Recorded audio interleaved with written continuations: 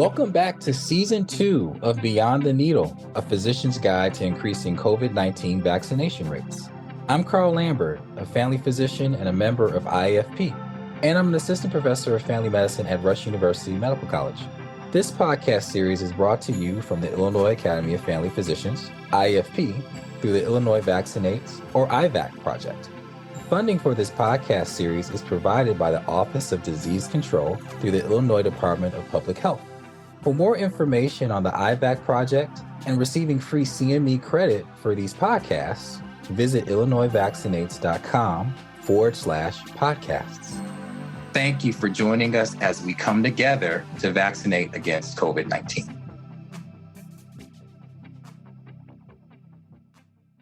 Welcome to another podcast of Beyond the Needle. Today we're talking about changes and challenges our practices have had with the advent of COVID and ongoing period. I'm here today with Dr. Christina Wells and Dr. Marian Sassetti. I am Dr. Corinne Kohler.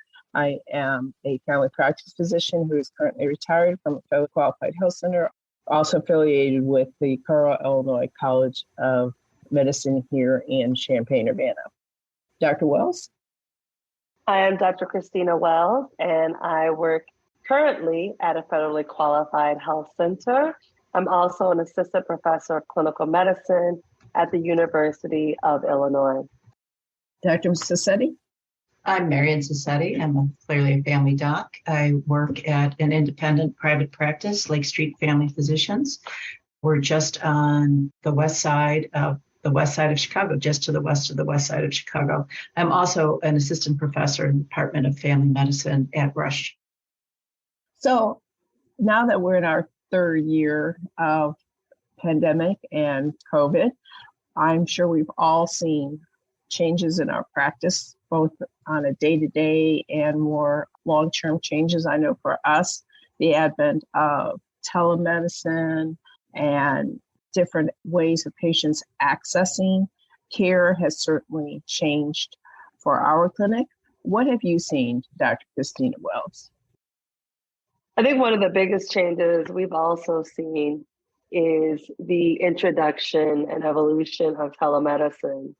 Definitely was something never had occurred within our practice prior to COVID. And I will say that even in my clinic now, most of my visits are now in person, but the ability to be able to incorporate telemedicine has been important for follow-up visits and just for times where patients just could absolutely not get into the clinic. And so I think telemedicine has been one of the biggest things that I've seen incorporated into my practice during the COVID pandemic. Do you feel like it has actually increased access for your patients to access their healthcare provider by providing the telemedicine? I definitely think it has increased access. And like I said, I still do a majority of my visits. There are still in person, but there are sometimes I've had patients who, for mobility issues, transportation issues, daycare issues, caregiver issues, whatever it may be, they have been able to do a telemedicine visit. And so I think that it definitely has improved access to some extent and lifted some barriers to access that we have seen in the past. Dr. Sassetti, how have you seen that affect your practice? Oh, it's now essential. It's interesting how that happens, isn't it? You know, we went from paper charts to electronic charts. I don't think televisits are ever going to go away. It was introduced because of COVID, but now I would say, it's hard to estimate, but at least a third of my day is spent on televisits.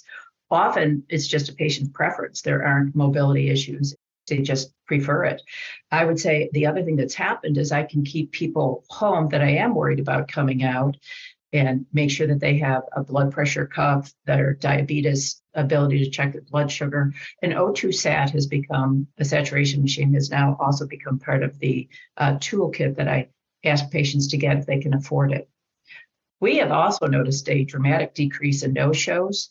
And then probably as we'll talk about cultural shifts, I have noticed that, the reluctant young person, the teenager who didn't feel like coming in, the parent can get them up on a televisit to talk to me. And I've really welcomed that as a way to get the reluctant patient to show up and at least have an inroad to talk to them. I think having the flexibility of how we interact now with our patients in general is definitely a positive, not just because we don't want patients coming out, but as you said, for other reasons. I personally love doing my ADHD follow-up visits with the child in the home because you could really see how those interactions work and such like that. So I would hope that telemedicine is here to stay. I think the industry as a whole has learned reimbursement. It's definitely improving. I think getting our staff to buy into offering that as a visit was something that was challenging and difficult. And in general, I think some of the staffing changes, because if you're doing telemedicine, you don't need as much hands-on in the clinic. So it certainly has shifted sometimes, who's in the clinic, when they're in the clinic, and has made all that challenging. What have you seen, Dr. Sassetti, with how that might have affected your practice? Well, two thoughts. I want to say it's helped me be a better healer sometimes when I joke with the patient that I see them in their natural habitat, but it really is. I get to see health risks, especially in my elderly or immobilized, in my mentally ill patients. You can really, not all the time, but sometimes get a glimpse as to the challenges that they're living with. So it's helped me too. And I'm guessing that all of our colleagues have seen that benefit of where you actually see what somebody is doing in their own home, what the potential risks are, getting their medications, where you just say, okay, go grab those bottles and let me see what you're taking. I've had a few patients literally hold the bottle up to the camera where they can't pronounce the name of it. They went to see the cardiologist. They're not sure what the drug is, that kind of thing. So televisits is helping me, and I think probably many healers who are using it. The second issue, as far as staffing, we didn't seem to have a problem. One of the benefits of COVID was the remarkable change in the way my staff viewed work. Again, we were able to very collaboratively see people change. Okay, today I'm at the front desk, but then I'll be putting patients in, that kind of thing. So from day one, where we did kind of crisis management, maybe we could talk about that, we really saw our staff was beginning to understand that they needed to be very flexible with what they were willing and able to do. Patient accommodation was number one through 100 for us during this crisis, and they were really willing to get people in on televisits versus in person. Also meant less work for them very often, as you alluded to.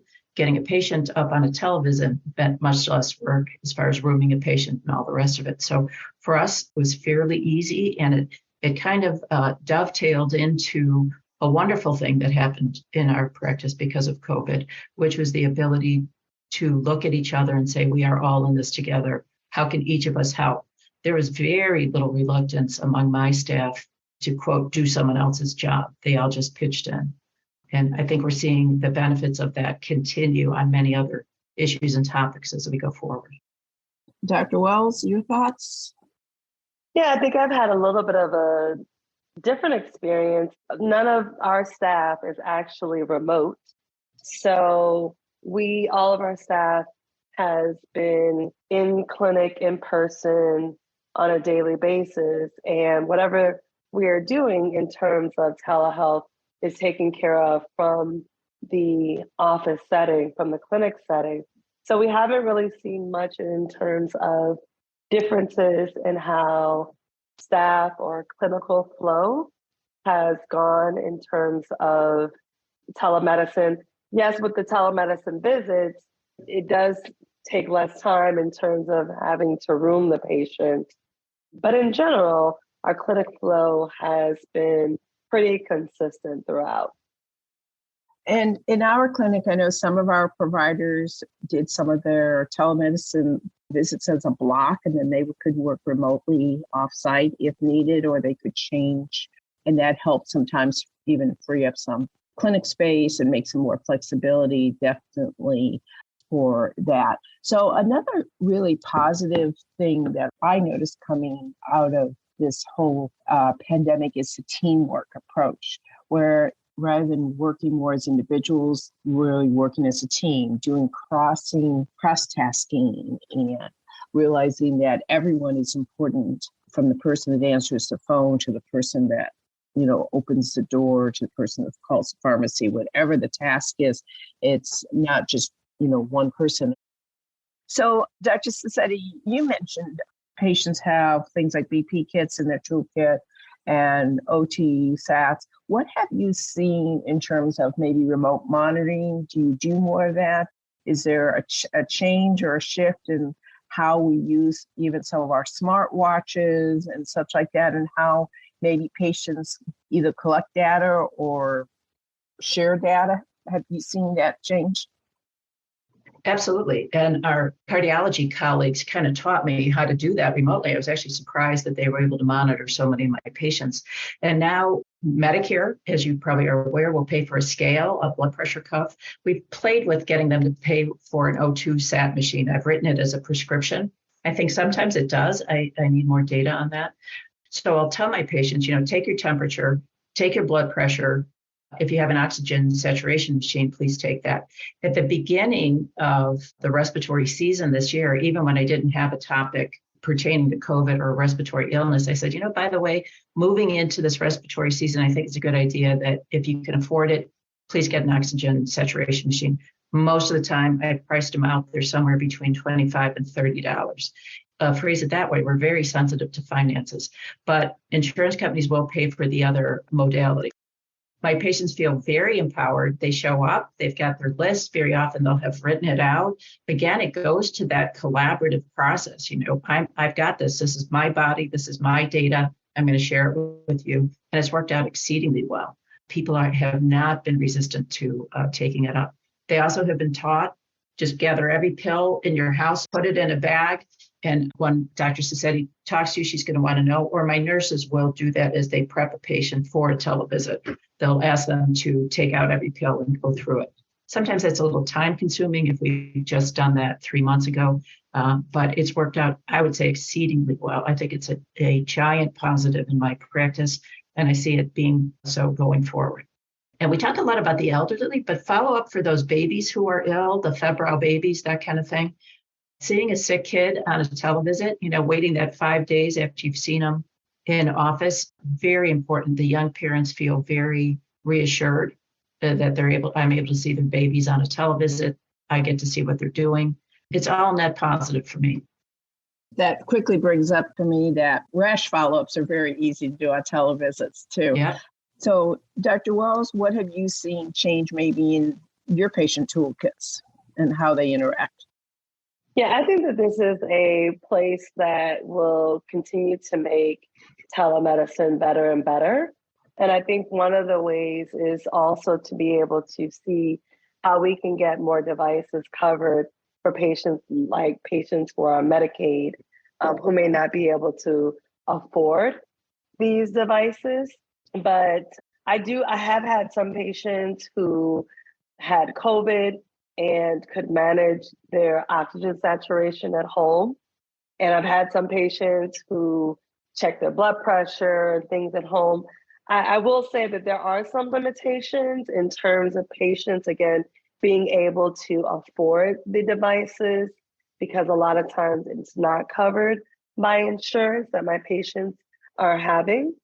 But I think that this is an area of opportunity in telemedicine where we could really expand the information that patients can provide from home to their providers if they had access to these devices. So I think it's a really, really important tool that hopefully we'll be able to expand on in telemedicine over time. So what other positive or challenging aspects have you seen in terms of practical clinic? We talked a little bit about the telemedicine, and I know in our practice, we've had some remote employees, both nursing and administrative, and certainly our call center has moved remotely. What other changes have you guys seen in terms of practical clinical aspects? This is Marian. Definitely a flexibility for our staff to have a hybrid or totally remote. So we have triage nurses who's almost totally remote at this point. and we have a billing person who's partial. I could go through it, but the hybrid idea, and then, we love to practice what we preach. We're family centered. When people have crises, we like them to be home with those kids. When they can, it's worked out. We're on the cusp of exploring even rooming patients remotely. So if we have somebody remotely who could room a televisit, that would be great. We haven't done that yet, but we're exploring it. And I think our staff, again, because in the beginning of the crisis, it was very clear we were all into the you're going to get tired of me saying it, but there was this cultural belief that if we all chipped in and did our part, my office manager has no problem doing front staff phone answering. It's remarkable. There's just an idea that we're all in it together, and the patient care and the patient outcome is what matters. So there isn't really hard boundaries between anybody's job. And we're incredibly grateful that this crisis invited that forward. So I do think as a staff cohesion issue, this crisis, like many others do, brings out the best in people. I saw very little of the worst, to tell you the truth. We are going forward with that notion that at any time there might be a problem and you've got to pitch in. We don't really, I don't want to say allow or disallow, but we really don't like the notion of these siloed skill sets. In our office, people share tasks, so whatever needs to be done gets done. And I think it increases morale. I'll add to that too, that we have in the specific clinic that I work in, a very good teamwork mentality. So that's been beneficial. As Dr. Sassetti mentioned, our nursing staff actually does do those telehealth intakes over the phone. So that's beneficial, that the nurse will call the patient or the MA will call the patient and do the intake over the phone. Of course, there's some things that they cannot do, but the things that they can do over the phone, they'll get that done. That's beneficial to me as a provider when I come in, having that information already beforehand. Some of the things also, though, that has evolved in our clinic, in the beginning, we were doing a lot more testing for COVID within the clinic. But now that patients can test at home, that has alleviated us from having to provide that service as frequently. But then patients can, if they know that they're positive, then they can schedule that telemedicine visit to discuss their current COVID symptoms. And then we can alleviate patients from having to come into the clinic and expose other people. So that's been something that has been beneficial as well. And I think that carries over to other respiratory or infectious illnesses. Also, when I can have the influenza or upper respiratory patient, call in, especially for follow-up, even as you said, rashes, hand, foot, and mouth. There's a lot of those that at least we can maybe do some of the initial and keep the highly infectious patients out of the office. You mentioned, Dr. Wells, about we're doing less COVID testing in the clinic. What have you seen this past year with how your practice has incorporated the changes in vaccines and the fact that we've added the pediatric vaccines and now the boosters? And how has that impacted your clinic flow, or how the clinic, or has it? Yeah, no, that's definitely been an evolution as well. In the beginning, in my practice, we had special days where we would do COVID vaccines. So maybe on Tuesdays, it might be adults. And then as we started to get the pediatric vaccines, we would have those on separate days. So on any given day when a patient came in, if it wasn't the day that we had designated to give that particular vaccine or a vaccine by a particular manufacturer, then we weren't offering it. But as we evolved over time, then we started to, we resorted to only having one manufacturer of the vaccine in the clinic just to make it easier for staffing. And then we put it as a part of our routine practice so that if it's an adult, if it's a child, as child vaccines have been incorporated, then they can get them on any day that they're coming into the clinic rather than having to come on special days. So that has been a good evolution in building vaccines into our routine daily practice. Dr. Sassetti? Yeah, same. I think I had alluded to what a delight that was early on when we moved from the clinics. We had designated COVID clinic days, and we were isolating. They had a separate entrance into our office and all the rest of it. Again, a beautiful evolution. And we only had our RNs doing it. Then our RNs were teaching our MAs. And now, again, I keep talking about it, but how fun it is to just tell my staff, she needs DPT and a COVID, and it's just done. Nothing, no feathers rattled, nothing. It's just truly part and parcel of good healthcare, good preventive healthcare. Our patients are, for the most part, accepting it. In fact, I think they accept it better when I say it's part of keeping your baby healthy. It's part of keeping us healthy. We enfold it into the whole language of prevention. You get your COVID, you get your DPT, you get your flu shot, and your rate of getting ill or certainly dying from these diseases is dramatically reduced. And it's a beautiful thing. I think our staff loves folding it in. Our patients appreciate it, and we just keep going forward. And as Dr. Wells has alluded to in a previous pod, the next pandemic is coming. We've got to get it figured out. How do we keep getting something new and enfolding it into general preventive practices? So as we've talked a little bit about incorporating the vaccines and making it part of the well child and the daily care, just like we do with offering influenza vaccine during influenza season and such like that, have you seen a change in utilization of healthcare, especially over the past year? We have telemedicine with all this flexibility. Do you feel like there's been, uptakes, decreases? How do you think that has affected? We'll start with you, Dr. Wells. Well, I think that although we have had more flexibility in how we deal with healthcare appointments and in terms of like adding telemedicine, I think that there is still, unfortunately, been not the same in terms of healthcare utilization. I know that even over the last year, I haven't seen as many children coming in as before, especially during times of like school physical seasons.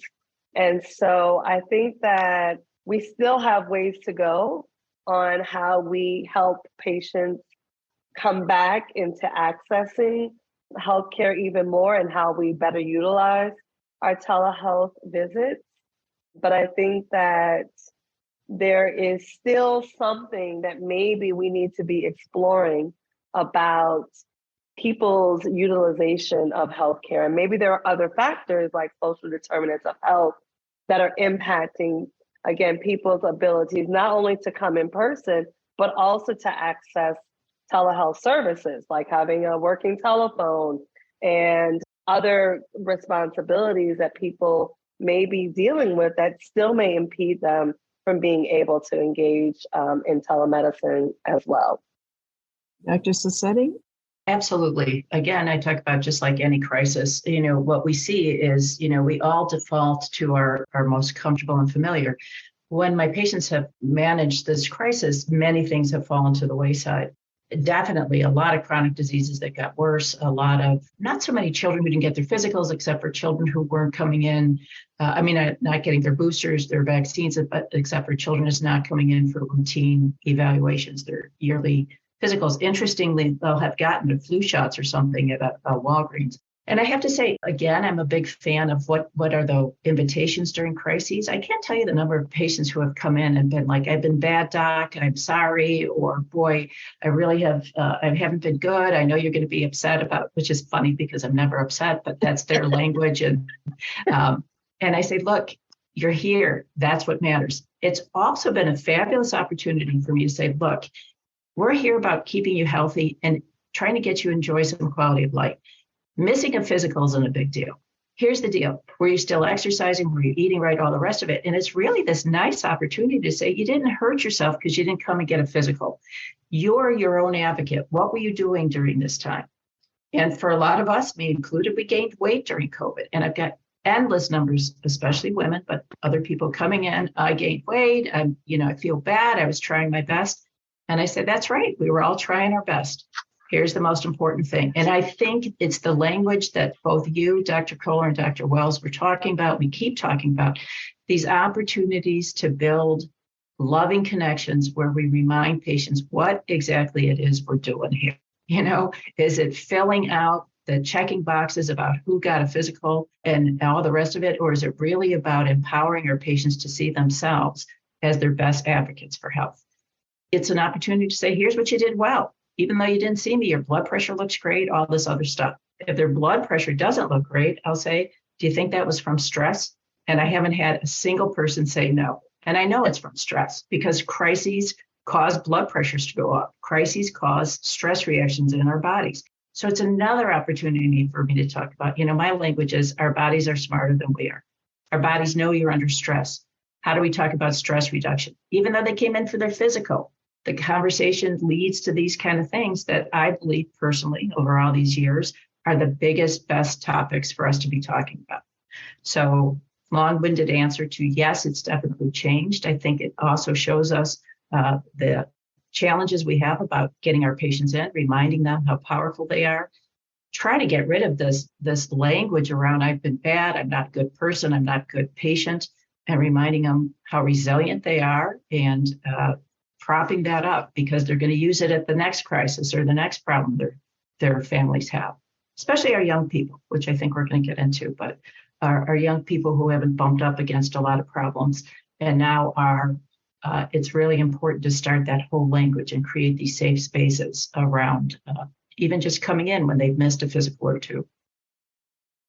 I really like how you approach your visits with not only problem-centered, but a more holistic approach and bringing in the stress and the lifestyle and such like that, which I think is highly important to all of us as family physicians, as COVID has kind of become part of our more mainstream, a little bit more, as I say, here to stay. How do you feel like that has affected things like stress and maybe mental health access, especially in the pediatric population? Dr. Wells? Yeah, I think that definitely over the past year and a half, I've definitely seen increases in persons coming in with issues or concerns around mental health. And those persons have been young and old alike, but definitely younger than I had pre-COVID. The wonderful thing about my clinic is that we have placed a huge emphasis on behavioral health. And so in each of our sites, we have an LCSW where we can do warm handoffs and we can have the patient talk with them to do some brief counseling. So that's been very beneficial and it's definitely an asset to the practice that I'm a part of. And so I know all practices are different, but it's definitely important because more people are experiencing burnout, even healthcare providers. We're experiencing burnout as well as mental health challenges. And so being able to recognize that, acknowledge it, and not stigmatize it as some bad thing, but acknowledge that we all go through things and how do we deal with it in appropriate ways and get the help in appropriate ways. And so definitely seeing more of that and the need to have more of this integration within our healthcare system and interdisciplinary integration where we provide different services, one of which may be mental health. I definitely see that kind of as a positive change, having come out of this whole pandemic, being more aware. And again, especially in the pediatric population, as you know, we all are aware of remote learning versus in-person learning and some of those challenges and how our different practices have addressed that and have provided resources. What about your practice, Dr. Sassetti? How has that affected your clinic? Well, it's actually a massive topic for us, and it's one of my interests, both personally and professionally. To be more concise than I usually am, let me just say that I have never seen the amount of mental illness and the severity that I have seen and the age groups affected. I hate to share, but it is the truth that now I have my youngest patient who has attempted a suicide is 8 years old. I was on a televisit I get choked up. That's really difficult to know that our children, that we're seeing that much crisis. And I think part of it is, I know for us, we've been kind of isolated from some of that. Sometimes that's just been dealt with because they've gone off inpatient, such like that. And it's not been maybe as well incorporated into our family medicine routine. And now these patients are coming back to us. So we're following up on that. We're seeing them more, hopefully, as a cohesive unit and not just fragmenting their care. So in the awareness of this, maybe that's the positive that will come out of some of that. So, I had shared that the youngest patient was 8 years old who had attempted suicide. And then on the other end, I had a grandmother during a televisit where I have a scribe in the room, actually started weeping, and all three of us were in tears by the time she finished telling me. Well, actually, the reason for her televisit was that she wanted to know if I could, quote, put her in the hospital and put her to sleep so she wouldn't have to bear witness to the suffering of her grandson, who took an electric cord and tried to commit suicide in front of her. So these are the extremes of what we are seeing. And certainly they are the extremes in my practice, but it highlights a huge shift. And I know worldwide it's happening.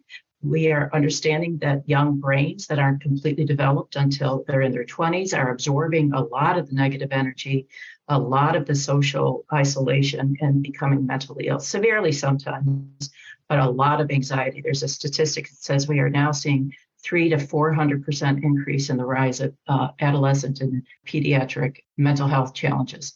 So in my practice, unfortunately, I don't have what I think is just a visionary progressive piece, Dr. Wells, is to have embedded right in your practice a mental health provider.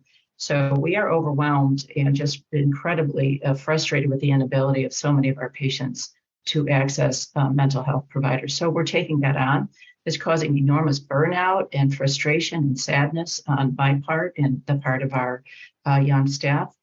Because my personal family history, I have a skill set that so many of my partners don't. And I'm watching my young partners really, really struggle with great sadness and sorrow trying to meet this challenge. It's not going away. I think that some very forward thinkers in our country have begun to understand this is now yet another issue that they have to grapple with. And I think many of us are aware that there's a national movement to embed mental health providers in schools, which could only be a positive. So we haven't seen the end of this. I think it's peaking, but I really want to emphasize that we have to help each other through this and help our patients. One of my favorite phrases is say it out loud. I'm thrilled you said it out loud. It takes courage. Sometimes I'll tell parents who are really, really worried about their children, I'm not worried about your son. Young children who can say out loud that they need help are light years ahead of the kids who go up in the room and close the door. So asking for help, role modeling it, telling people how courageous they are and how much you admire the fact that they were able to say out loud that they need help is part of the way we need to start talking to encourage patients to come in. But I wish I had answers for not having a great number of open psychiatrists and mental health providers. I think many of us should be aware, if we're not, of Doc Assist, the program through the University of Illinois, where you can get a psychiatrist on the phone. I think that's magnificent. It's helpful. It's not all the way to having an available slot, but it's very helpful, and we need to be grateful for those docs who staff it. So I wish I had better news. I don't, but again, we're all in this together and we got to help each other, especially our young providers, who it might be the first time they're encountering suicidal young people who are severely mentally ill. So going forward, do you see some of these changes, especially some of this like embedding the behavioral health in the clinic and such as changes that will persist, or do you feel like these might be things that will not continue once we're past a current crisis? I know for clinic I worked in, we had embedded behavioral health probably since early 2000s. So we had it for adults, but adding it for the pediatric population or shifting how we access the pediatric population has definitely been a change. Dr. Wells, what do you see going forward? Yeah, even in our clinic, we had started to focus on behavioral health before COVID came about. So I definitely we just utilized it a lot more as we saw the aftermath of COVID. And so I think that this is going to be a shift of this behavioral health integration. Hopefully we can have this more and more to be integrated in our different practices as we see the need for it. And so I think it is going to be something that will continue to evolve and grow. I think the other thing, as Dr. Sassetti was talking earlier, is us realizing our own need for support as healthcare practitioners and our own vulnerabilities, and being able to, one, recognize those in advance, get help when we need it, and also be able to share with our patients our own struggles. I think sometimes we are viewed as superhuman, and that leads also to our own burnout, which is what we've seen also during the pandemic. And so I think focusing on mental health amongst not only patients, but also providers is going to be important as we move forward. Any additional thoughts on that, Dr. Sassetti? I've got a gazillion additional thoughts, but for this podcast, I would just say I think that there are various cultures, populations, even male-female divides down how accepting we are or are not of conversations around mental health. I think the pendulum is swinging wildly, and I'm thrilled with that. But I think we do need to be sensitive that there are people who it's easier for them to say out loud they need help. And that's all I say. Just say out loud you need help. You don't have to say I'm mentally ill or I'm depressed or I just need help. And sometimes I'll use the expression again, you've heard me say it, our bodies are smarter than we are. Well, why do you think you have this abdominal pain? Why do you think you've been getting these headaches? What do you think is going on? Tell me about what your stress levels are like. People will talk about stress. They won't talk about mental illness. And I think that's one of the inroads that I've begun, to use. Again, I have age as a positive on my side. I've been on people's journeys for many years, and I know that they're safe. Teaching our young providers how to create those safe spaces is important. I think they're learning very fast, and they need to and they want to. They're tired of doing the $1 million workups for chest pain when it's really stress-related kind of thing. So I think we're moving in the right direction. It's all welcome. And I think we have to help each other, and the conversations cannot stop. I think there will be a time when we look back in history and we'll say, what? Lake Street Family Docs didn't have a social worker on staff, but the FQHC clinics did? What the heck were you guys thinking? It's that it will be that important to providing good preventative wraparound healthcare. So I think we all just need to keep our eyes on this as a major player in health and well-being of ourselves and our patients and our communities. So in a little bit of summary, I'll start with you, Dr. Sassetti. What would you still say are the biggest practice changes and challenges, specifically maybe related to COVID over the past 12 to 18 months?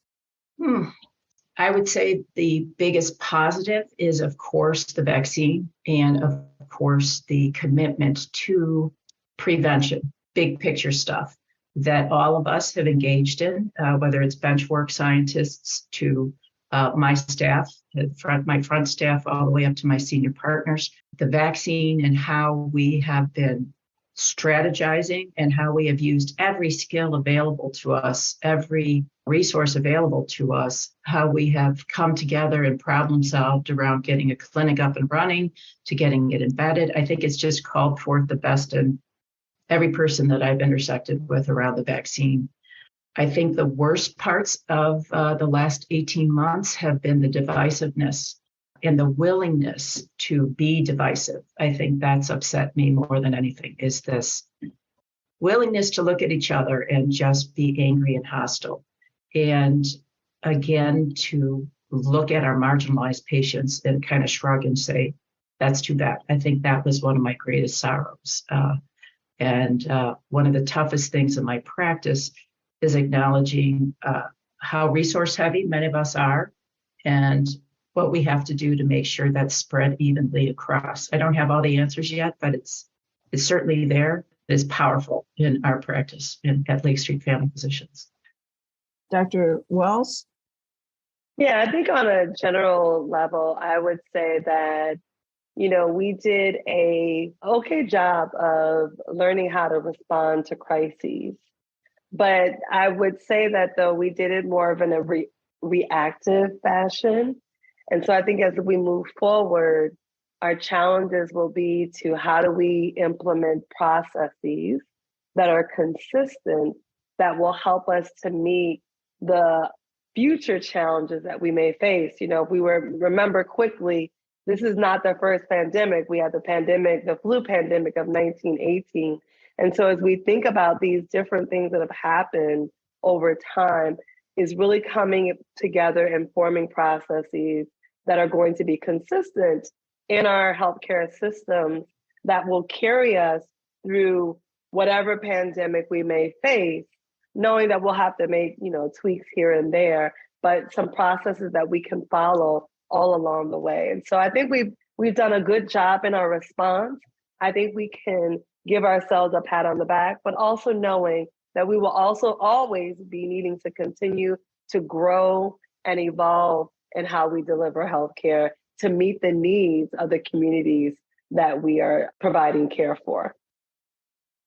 Thank you very much for that concise summary, Dr. Wells. I think we can all agree on that. And certainly as we have provided some resources and links for some additional information and thoughts on the subject on this. Please send us any comments you have on this podcast and join us for our next session of Beyond the Needle. Thank you for being with us. Thank you to our expert faculty and to you, our listener, for tuning into this episode. For more episodes of Beyond the Needle, please visit IllinoisVaccinates.com. Here you'll also find links to an online toolkit, how to join learning collaboratives and boot camps, podcast transcripts, speaker disclosures, and instructions to claim CME credit. Subscribe to Beyond the Needle on your favorite streaming platform.